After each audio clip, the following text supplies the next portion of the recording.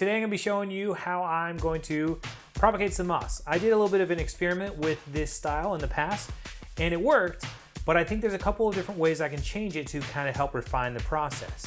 So I'm going to show you what I did and what my thinking was behind it along the way.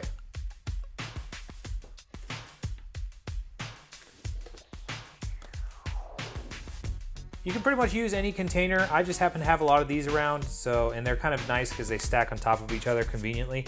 I even have some moss that's growing in an old Chinese takeout container. So really, as long as you have light that can come in from the top, that's the biggest thing. I like these because it just allows for a little bit more light to come in all the way around. So before I actually fill this with anything, I'm cutting a bit of screen for this. I'm going to be putting a layer in the bottom for the water to kind of drain to. It just helps maintain more moisture in here. That way you don't have to worry about saturating the thing that the moss is on and then kind of striking a balance between watering it all the time and it drying out. So having a layer underneath of something else to kind of wick water up will just kind of help keep a better moisture level all around.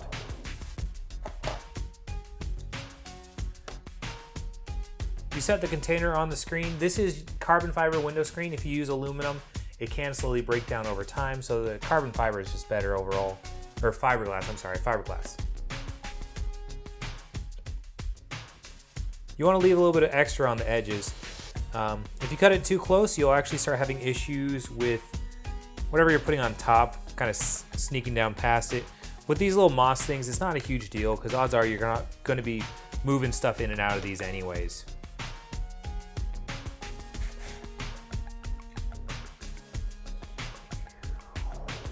You can definitely cut these with scissors. It's with these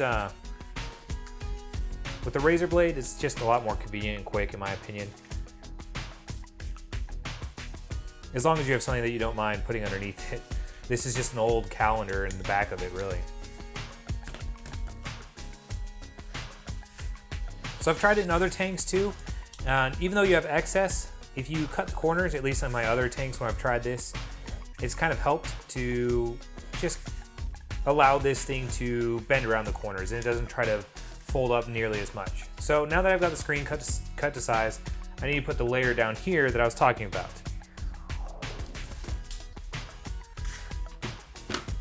So what I'm using is called Hydrogen, or it's called Hydrogen Leca Expanded Clay Pebbles. It's just a porous, very light rock. You can use gravel if you want to on the bottom here, rocks, pretty much anything you want, pretty much anything that's small rock in size.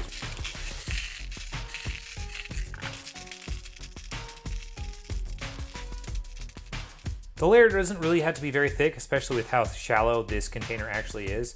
So just a little bit of a layer so it has a little separation between the stuff that we're going to make what it's resting on and then the excess water that's going down below. So just kind of push the screen into place.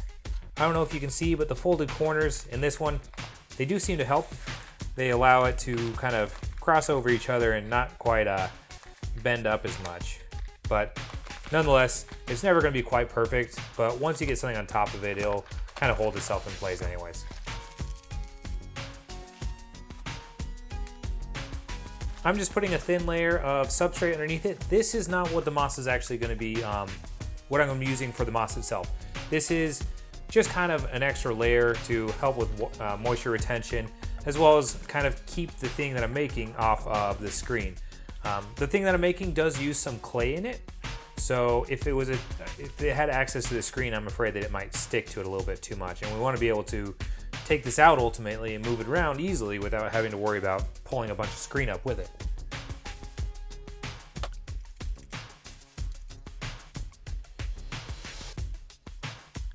Now that we've kind of prepped this, we're going to have to make the thing that we're actually going to be, I call it seeding the moss into at least. So I'm going to set this aside and I'll show you what I'm going to do for that stuff. All right, so the first thing I'm going to be using is just regular old potting mix. You could probably use potting soil. I just happen to have potting mix on hand. In my opinion, this part is a little bit less crucial as to what it is. Just, you don't want the chunks to be too terribly big, really. So this is just potting mix. It has some of the perlite in it, these little white things. They're just basically, if I'm not mistaken, it's expanded volcanic glass. It's just to help retain moisture. It doesn't really need that. It happens to have it, so it'll be fine. But if you have stuff that doesn't have it in it, that's fine too. So what I'm gonna be using is I'm gonna put a bit of that in there. And then, once I've used enough of this, or enough that I think it'll be good for my container, I always try to make a little bit extra. But the next thing I'm going to be adding is actually completely natural, no additives cat litter. So the cat litter is basically made out of clay. And what I'm hoping to do with the clay, and what I did with the previous one, is I added it to the other substrate and it helped kind of bind it together, make it a little bit more solid. So a lot of other plants don't really like a nice solid packed dirt, but most of the moss that I find tends to grow on something that's a lot more solid. So by adding the kitty litter to it and stirring it in and making sure it gets wet, it helps kind of pack this up and make it a little bit more solid. And that's how I wound up with the other one that was a little more brick. So this one time around, I'm gonna try to add a little bit less kitty litter. I don't want it to be quite as solid as the last batch wound up, but I'm hoping to kind of bind it together a little bit better this way.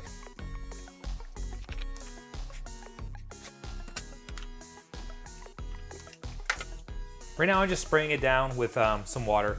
You can use tap water as long, well, I have it treated for aquarium use. So you can use treated tap water, or you can use the other waters you prefer inside of your terrariums, basically.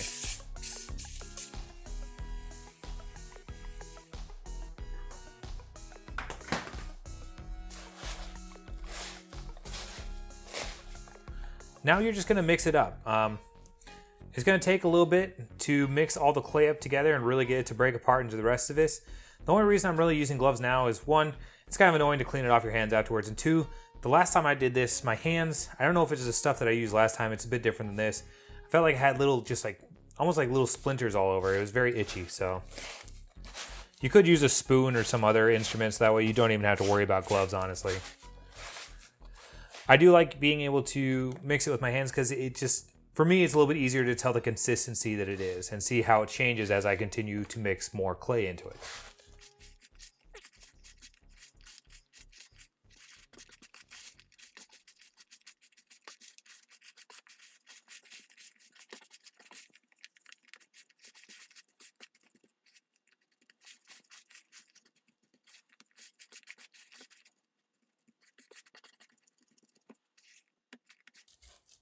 So the last time I mixed it up, I mixed it basically to the point where it started feeling a lot more like clay. And I think I wound up with a lot more, honestly, clay-like product than I really meant to.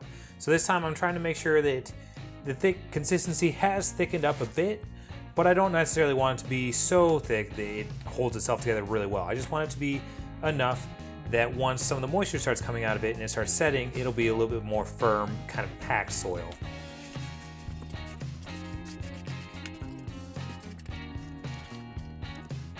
Yeah, so I think that's gonna do it. So the way that I'm doing it different this time than last time is, when I was mixing it up last time, I basically took a bunch of moss, shredded it up, and mixed it in with this while I was doing it. And what I found is that while it did work, the problem is that I think there's a lot of moss that ultimately would never see the top because it got mixed in throughout. So some of it would be on the bottom or the sides or even in the center where it just had no access to light. So I think it really wasted some of the kind of sample that we were getting in order to try to propagate. So this time instead, I'm gonna put it into the container, kind of chop up the moss beforehand, mix it in with a little bit of this stuff again, and kind of create a little bit of a slurry and then smear that on top of it. So I'm hoping that this way we'll have a higher concentration of moss on top of it, and hopefully it'll actually grow a little bit quicker and a little more full than it did last time when I tried this.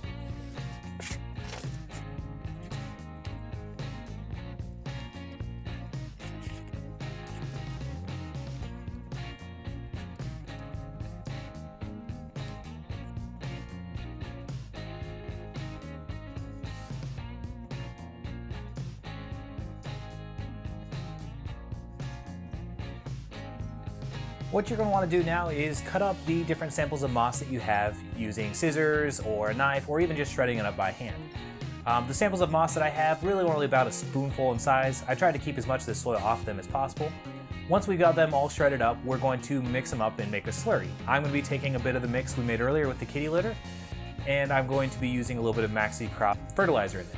Now, you may have seen other people online using things like yogurt or buttermilk or even beer in these slurries, and I strongly recommend against doing that.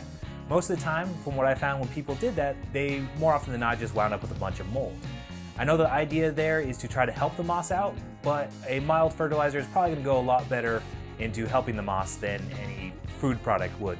So once you mix up these slurries, we're going to just spread them over the substrate that we mixed up a little bit earlier. That way we can get a nice coat on top of it that hopefully should respond well to light and grow a nice coat of moss on top of it. On the left, I have one type of moss, and on the right, I have a different type. We made this moss slurry about 2 weeks ago, and since then we set up a time lapse to see how the two different types of mosses did. Ultimately, both of them really seem to respond really well to this method, and overall I think that I'm going to continue to use this method. The ability to take a really small sample size of moss, about a spoonful, and to propagate it to something this size, this quickly, really I think is a great option for people that don't have a lot of moss in their area. And honestly, even for a slow growing plant, in 2 weeks to see this much growth has been really encouraging, and I'm really excited to try with even more different types of mosses that I've only seen small bits of out when I'm out taking walks.